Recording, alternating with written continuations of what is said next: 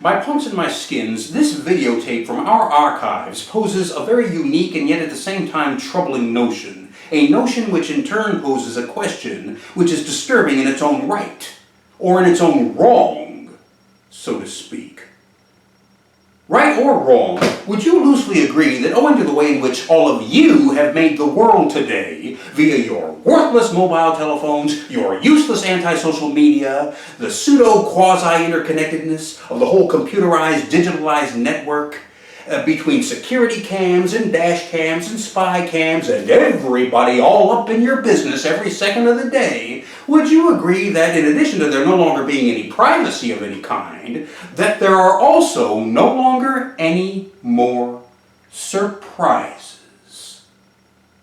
No more surprises, no more secrets, no more hidden treasures, just waiting to be discovered or rediscovered. That in terms of the past and the present, whatever it might be, if it exists, it will have been photographed, videotaped, documented, chronicled, put out there for the whole world to see. All of it readily accessible and right there at your fingertips. Whatever the phenomenon might be, it will have been documented dozens, if not hundreds of times over, past the point that it's even interesting anymore.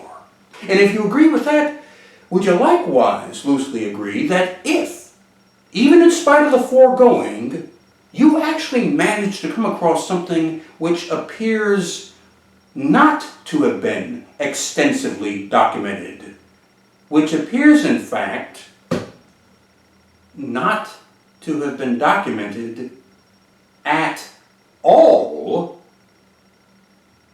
that you've really got something there. Something unique, and again in the instance of this videotape, something rather troubling.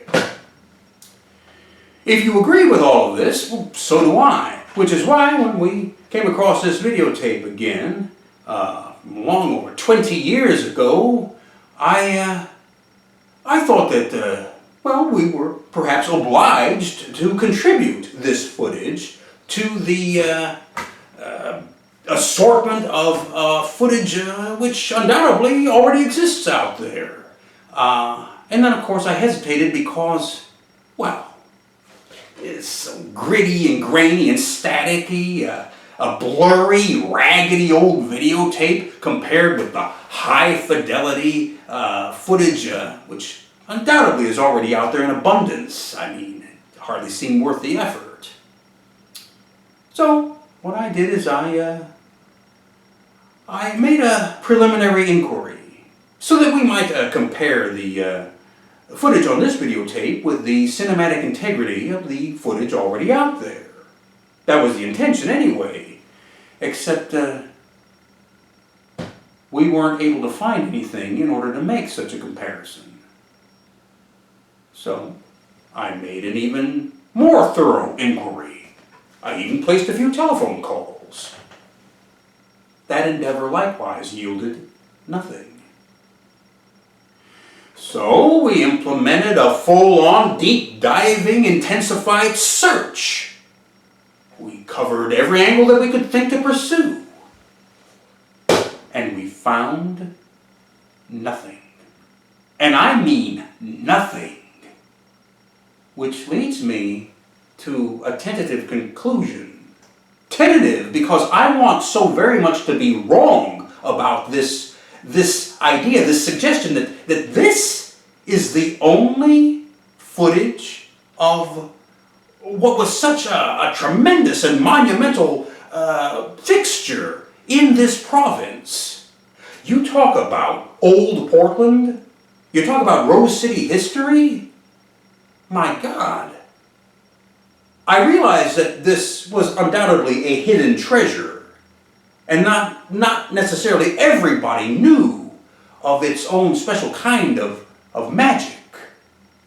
But certainly, at the subcultural, underground level, this had to have been immeasurably well known.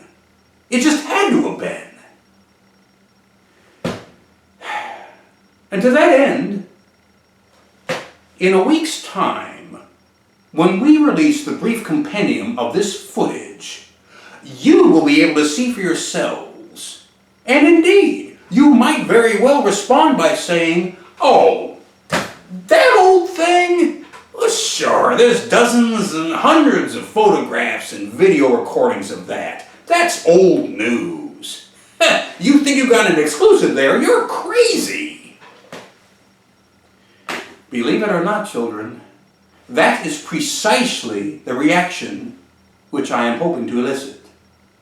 That we might reverse the assertion which I am presently compelled to make, which is that at this juncture, as it stands, this appears to be the only documentation, the only preservation of such a singular local phenomenon